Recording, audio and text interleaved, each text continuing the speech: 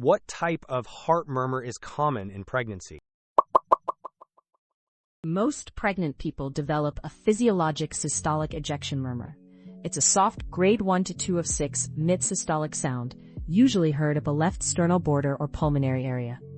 It results from increased blood volume and cardiac output, not valve disease, and often fades after delivery. Red flags include diastolic or loud harsh murmurs, holosystolic sounds, or symptoms such as chest pain, severe shortness of breath, syncope, or abnormal vital signs. If you enjoyed this video, please subscribe.